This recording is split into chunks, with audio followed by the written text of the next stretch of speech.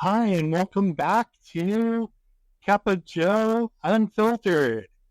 It's good to be with you again. I'm Joe Segal, and I'm here sharing from my heart and mind what's going on in my life and what I see out there, and just showing up to be present with you, to find the others, to find people who care, who are going through life, going through difficulties, trying to make things better for themselves, their family, and the world, who care. And we're out there creating and sharing, the good folks like you. And so here's to you. This is in honor of my brother Leonard, who's a 27-year veteran teacher. Doesn't like when I count the years like that. He's been in a long time as a public school teacher. Says, wake up and teach kids. Be awesome. And he is awesome. And so many teachers out there are so awesome, giving so much of their life to making a difference, a positive impact in the life of young people. And I think we owe them a lot. We really need to do more to help teachers, to pay them more. No teacher should have to reach into their own pocket to pay for pencils and supplies for kids. So many kids show up without the necessary school equipment and supplies because there's a lot of poverty out there, especially in the public schools. So we should make sure that every student not only has breakfast and lunch without having to go into debt, but has the notebooks and pencils and pens and paper and things they need to start to build their life of learning.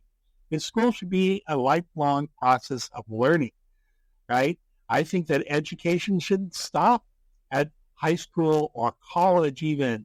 That optimally we are all lifelong learners. We're curious. We want to improve our skills, and we have to. This is my ice ring. I live out in the desert, so I wear this neck ring that freezes and cools down my body temperature. I'll show it to you later. Anyway, in case you're wondering what that blue thing is. So I think we need to, in this day and age where we live in the so-called gig economy and where the economy the work situation is always shifting and changing. We constantly need to learn new things, improve our skills, and to reframe and redesign in our life. Most people change their careers and their jobs multiple times before they retire. And if they retire, a lot of people that I know, I really question if they'll ever be able to retire because it's very expensive to retire, and most people don't have enough retirement savings. It's just the way it is. It's very hard to live on Social Security, and if you're lucky, a teacher's pension or a civil service pension of any kind, and it's still barely enough to live. You really have to have help and family and other resources. People should be able to retire and enjoy the last 20 years or so of their life in dignity, to be with their children, their grandchildren, maybe to work if they want to start a new career, write a book, to go out and travel a little bit. I think that it is unconscionable to live in the land with so much wealth accumulated at the top, mind you, that people who are in their 70s have to take a job as a greeter at Walmart or a Uber driver or go work at McDonald's. I think it's just very sad that that's the way we've allowed things to get to. So anyway, I love learning. I've taught myself a lot of what I know professionally with technology and art and design. And so for me, it's just a joy to be constantly learning whether it's here on YouTube or online on the internet, through Twitter and my friends, and reading what they write and what other people write and share. And it's just a joy to be constantly growing. And that's why I try to share what I can in the way of personal growth and success and health and happiness through my YouTube channel and through the newsletter that my brother Leonard Segal and myself have created. We call ourselves the Kindness Brothers because we love promoting and sharing kindness. We think it's healing. It's what everyone needs. What our countries and society and world needs is empathy, caring, people reaching out to each other, caring about health and happiness and themselves and community, and just little acts of kindness, is validating people's existence, thanking them for helping you, for being there, just noticing they're there. It's so important. So anyway, I am having a busy Friday here. It's the end of August, the dog days of August. It's interesting. I think I heard it's called the dog days of August because the constellation Sirius in the sky, that's like the dog constellation, is in a certain position, something along those lines. But I always thought it's because it's so damn hot. You get dog tired. But I tell you, the heat takes a lot out of me, takes a lot out of anybody. And especially if you're living like where I am in the desert, where it gets so hot, over 100 degrees every day, and then very cold at night. And we have these terrible heat waves all over the country, and heat waves and floods and storms, and tornadoes. I don't ever remember it being like this growing up. Do you? Do you remember it being like this? These massive heat waves, the storms, tornadoes, droughts, floods. It's like biblical stuff, and it just makes sense that we spew so much pollution.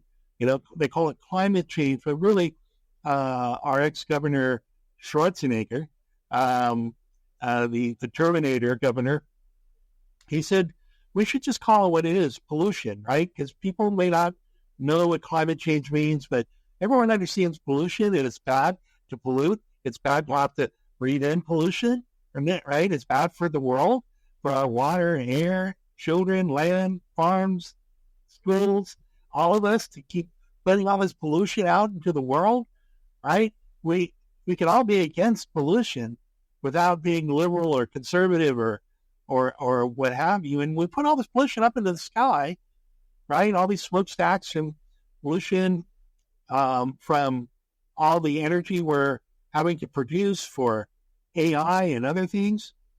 And it creates a layer, like the ozone layer over the atmosphere, and holds the heat in. And that's why they call it the what effect? The greenhouse effect.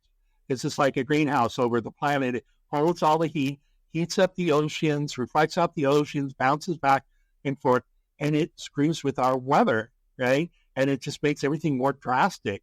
Heats up the oceans. We have more ferocious storms. And I hate to see people suffer, don't you? I just hate seeing people suffer. And it's usually the poorest people who suffer the most. So we need to reduce pollution. And in order to do that, I think we need to change our whole focus of our economy, of society, from focusing on wealth being the answer to everything. If you can only buy enough, you'll be happy, right? That's it. Advertising and commercialism and capitalism is all about. If we just buy enough and produce enough and sell enough, then it'll solve all problems and everyone will be happy. But we are filling up the landfills and filling up the air with pollution, and the seas with plastic. And anybody with common sense can see that's no bueno. It's not good. And so we need to use less and love more. right? Love, love people, not things. Love people, not things. Love each other, not things. That having more won't make us happy. There are a lot of very miserable billionaires, as we know, out there, but everyone needs enough, and everyone needs to have housing and healthcare and have enough for food and water. And you don't have to earn a living. You shouldn't have to earn a living because you're a human being. You have the right to live. We shouldn't let people starve to death and go hungry or without water and sanitation and bathrooms and healthcare. We should be human. Be human. We're on Team Human. And say no children should be hungry. Nobody, no elderly people should go hungry and have to decide if they're going to spend money on their pharmaceutical medicine or on their meals, right? We shouldn't have to be in a position where we have an organization like Meals on Wheels having their budget cut to give food to hungry people. It's just, there's enough for everybody, but there's not enough for everybody's greed, right? So, we just can't have people hoarding billions and tens and hundreds of billions so that they could build rocket ships and fly rich people out into space while everybody else struggles to live every year, every month, every day. People die from poverty, from despair, from alcoholism and drug addiction and diseases of despair, because all of these super, super wealthy people want more and more and more. So they buy our politicians and stop us from having real democracy where we say, you know what? We think we should tax the very rich at a higher rate and fund our schools, pay our teachers well, and have our kids have food at school so they're not hungry, and feed the hungry who are less fortunate, right? And help people who need a little apartment and a social worker and healthcare so that we can build a safe, secure, and loving society. It's a human thing to do. Maybe a Christian or religious or godly thing to do. It's just a good thing to do. To want to have a society with no hunger, no poverty, no violence. That should be our goal, right? Together. Have people be able to thrive and live together in peace and pursue their lives in their own way that they want to live them, to create art or to go into industry, create a business, create a family, and not have to spend all of our life living moments worrying about money and paying bills, credit cards, so that we can enrich the financial sector even more. Because, all of the 95% of all of the stock market is owned by the 10% wealthiest few people. 95%.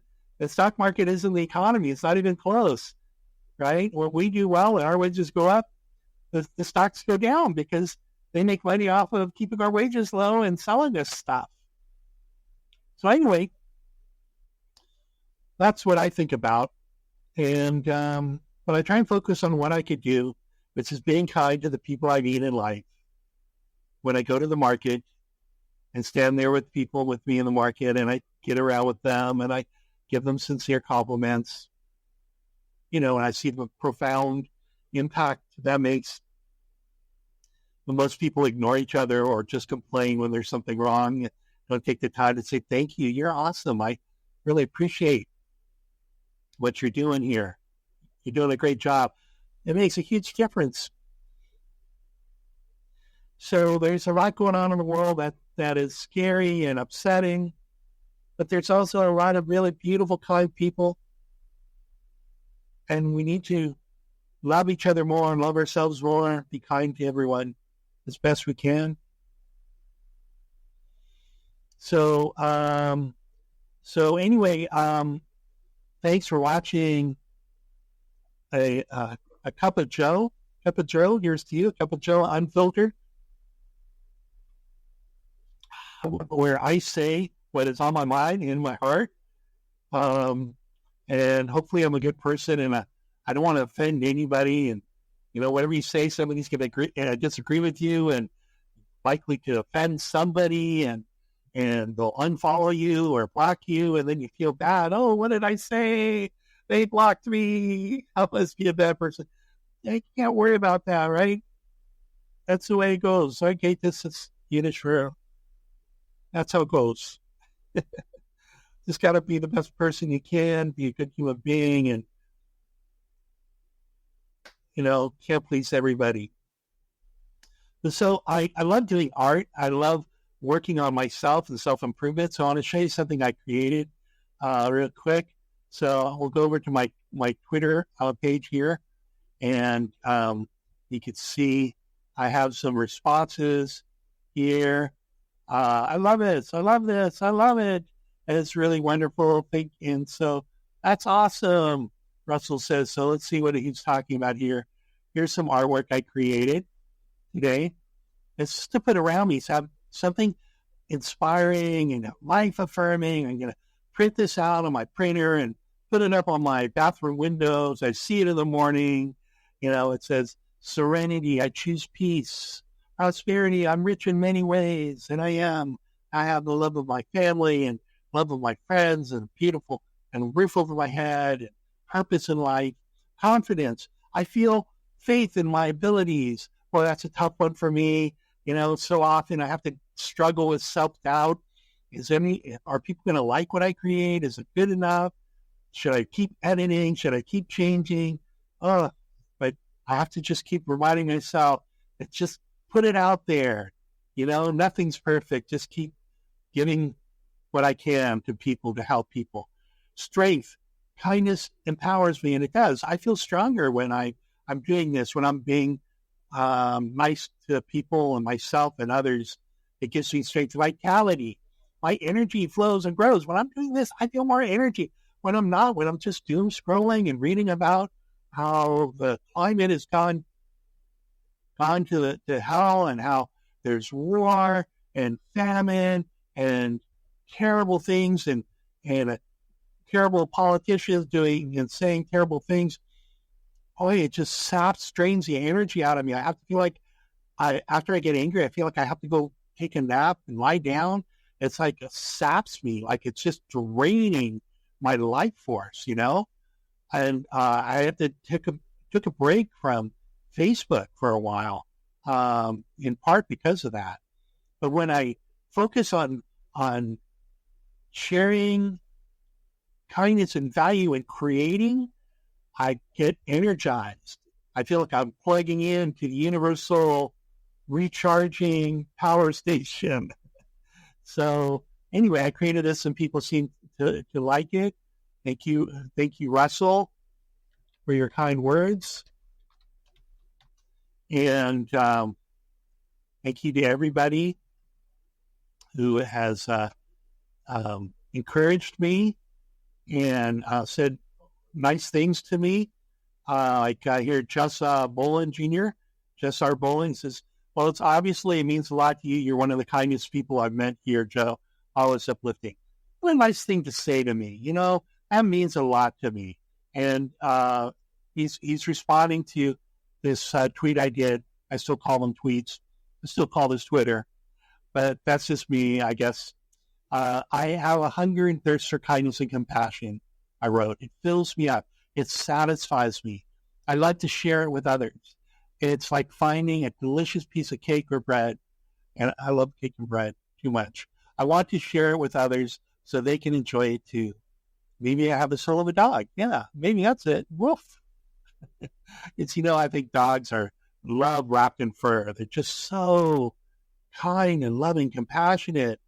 It's wonderful beings. So thank you, Jess, for those kind words. And wait, my reminder is going on. And I have a smart speaker here instead of reminders. It's reminding me to take my vitamins. So let me see what else. Morgan here, Morgan Escherly, says it's great to find good people from around the world, and you are one of the very best. Love you deeply. Keep up the good work. What a wonderful, kind, caring thing to say to somebody. This is why I love Twitter. We could really affirm each other's existence, right? We can be family. We can be loving, kind, good human beings to one another. And I try and use it to reach out to authors and pundits and politicians and ask them to share a different perspective on issues. But mostly I love the human connection I have with people, over the many years. And, well, that's it. that's it for now. That's it for A Cup of Joe. Thank you for being here for another episode of A Cup of Joe Unfiltered Podcast. I love you all. Have a wonderful Labor Day weekend. And may the work you do fill your heart with love and goodness. And may your cups always be filled with something delicious. See you next time. Please subscribe. It helps. Click like and all that good stuff. The notification bell. Share this on Twitter and Facebook and TikTok and all that great stuff. Okay? Here's to you. I love you all.